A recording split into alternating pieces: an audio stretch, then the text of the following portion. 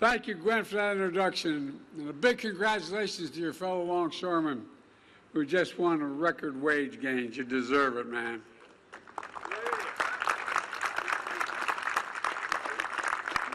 You know, I'm called the most pro-union president in history. It's not hard, man. It's a simple proposition.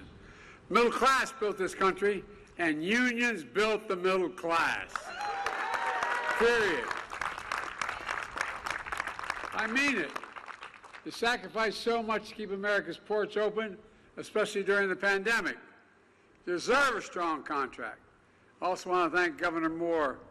I think he may be the best governor in the country, man. Where are you, Gov? I tell you what, man, I wish I had played ball with him. You know, and Mayor Scott, there you go. Stand up, man. Let him see you. This guy's being a mayor of a major city is one of the hardest jobs in American politics. They think you have all the answers and they know where you live. And Johnny O, county exec, where are you, Johnny? There you are. I used to be a county councilman. I think it's the hardest job in America. People think you know what you have. You don't have nearly what you think you have. They think you can solve all your problems, and when you can't, you get in trouble. And they know where you live, too, so thank you, Johnny O. Appreciate it. We look forward to seeing you in Congress next year, man. Look forward to seeing you in Congress. And Senator Ben Cardin, Senator Chris Von Halen. What the hell's his name? He's new. Chris and I have been doing this for so many years now, it's getting old. Or at least I'm getting old. Chris isn't getting old. And Ben, we're going to miss you in the Senate. We're going to miss you in the Senate. And I want to thank Congressman Mafumi and Ruppersberger and Sarbanes. But, you know, every time I see Sarbanes, he seems about a foot taller. I don't know, man. Work his dad taught me that I better understand and learn. I better learn Greek or I'm going to be in trouble. And my good friend, and he is a good friend, we've shared a lot together, Steny Hoyer. Steny, thanks for all you've done, pal. And for my cabinet EPA director, Michael Regan. You know, last spring, in the dead of night, that massive container ship crashed into Key Bridge. Within seconds, steel beams crumbled into the harbor like toothpicks. 30,000 people lost their daily route to work, to school, and to home. 20,000 port-related paychecks became at risk. 6 construction workers were killed in the process. All were Marylanders, hard-working, strong, and selfless. I remember their families, as many of you did, and I vowed to them we'd never forget the contributions these men made to this city. And we do everything possible to reopen this port as fast as it possibly could be. I'm proud to say, with all the folks sitting assembled here and the union assembled here, you did just that. The Port of Baltimore is back open for business. I want to thank the Coast Guard, the Navy, the Army Corps of Engineers, helped remove 50,000 tons of concrete and steel wreckage. 50,000 tons. Some thought the Mississippi Channel would be blocked for 6 months or more, but you cleared it in 78 days. 78 days.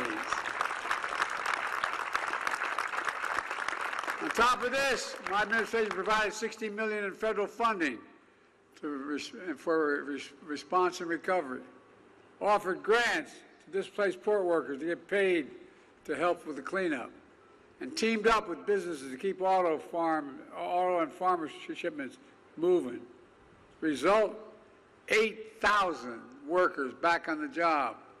Over 100,000 tons of cargo pass through this port again on a daily basis. But as I promised last spring, we won't stop until the new bridge is finished completely. Finished. I'm calling on Congress to fully fund it this year, before we go out, this year. New bridge built with American steel and union labor. And that's not all. For years I've been saying it's not enough just to rebuild America. We have to build it back better and stronger than before.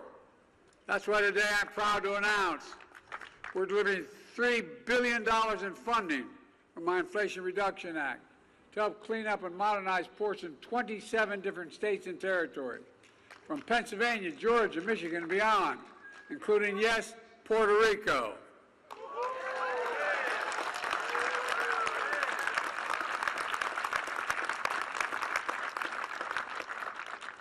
I'd like to take that guy for a swim out there. Anyway.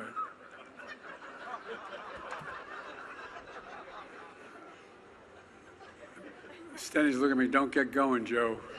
Don't get going, Joe. Slow up. But this also includes a $447 million for the Port of Baltimore to upgrade its cargo equipment, infrastructure, and power grid.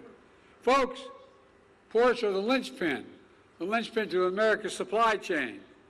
They keep goods moving, keep the economy strong, and they employ over 100,000 union workers, from Teamsters to longshoremen. But for too long, they've run on fossil fuels and aging infrastructure, putting workers at risk and exposing nearby communities to dangerous pollution. Studies show more childhood asthma, lung disease, and heart disease and cancer in folks who live close to ports. This is about environmental justice. I asked Gloria, who you heard from earlier, or any of the neighbors in Turner Station, or across the water in Curtis City, communities too long left behind, simply wrong. The new $3 billion funding we're delivering today will help ports and communities all across America. It will cut ports' opening costs, strengthen supply chains, make America businesses more competitive, and keep consumer prices down while slashing carbon pollution, and support an estimated 40,000 new good-paying jobs at the port in clean energy manufacturing all across America. In fact, the funding for this port is estimated to create 2,000 new jobs. Jobs for longshoremen, iron workers, engineers, electricians, utility workers, steel workers, laborers, and so much more. Good-paying union jobs you can raise a family on without a college degree. Making sure all new port equipment funded by the Clean Ports program will be operated and maintained by people, not by robots, which are going to protect those jobs far into the future. Folks, this is just a small part of what we call Investing in America agenda.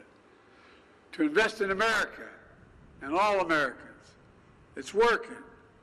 Just look at how far we've come from the crisis we inherited from my predecessor. Example, my American Rescue Plan, which not a single Republican voted for, I might add, although there's conversions, delivering immediate economic relief to those who need it most and got us through the pandemic. The bipartisan infrastructure law is one of the most significant laws ever written to modernize our roads, our bridges, our ports, our airports, help replace every poisonous lead pipe in America, and bring affordable high-speed internet to every household.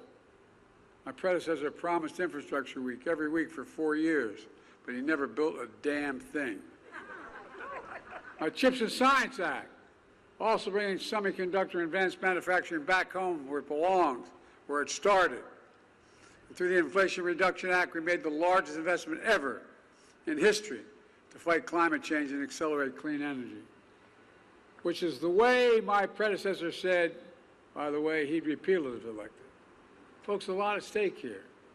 We're all investing in the America agenda, and because of what we did, remember how we were going to go into depression and all that stuff? Guess what? We got the strongest economy in the world, the whole damn world. And in America, our Invest in America agenda has already attracted $1 trillion in private sector investment. $1 trillion in clean energy, high-tech factories, and so much more.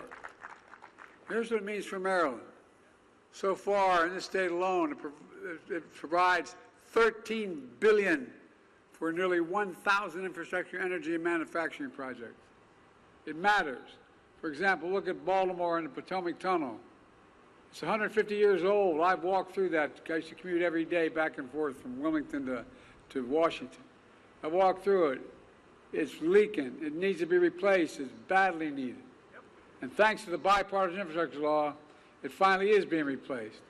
When the project is done, it will shorten commute time significantly, increase safety, and in the process will create 20,000 new construction jobs.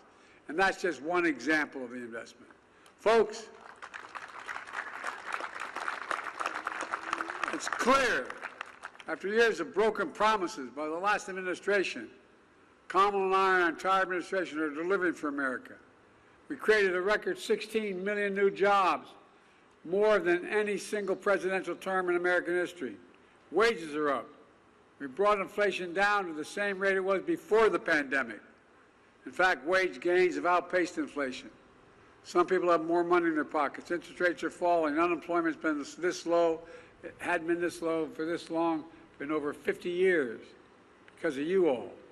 Manufacturing's making a comeback. Where the hell's it written saying we can't be the manufacturing capital of the world? Where is that written? So we're bringing jobs back home and factories home. And by the way, we've invested more in red states than in blue states. Because I said when we got elected, we'd been president for all Americans. More in red states than in blue states. And those of you in Congress know that there's a group of Republican members of the House saying we got to keep this going. Because all of a sudden they're realizing how helpful it is. America once again has the world's strongest economy. Folks have filed a record 19 million new business applications since we took office. Each filing for new business application is an act of hope. Put it all together.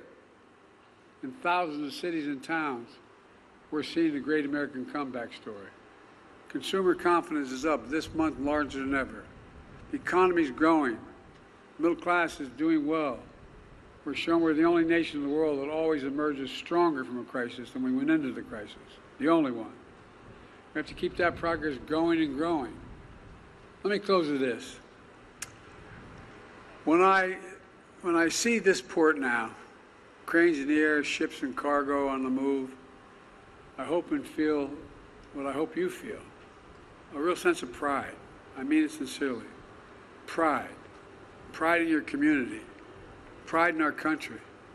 Pride in the capacity of our labor unions. That's what Baltimore Strong is all about. It's about pride. I know because generations of Bidens lived here since the 1850s. My dad was born here.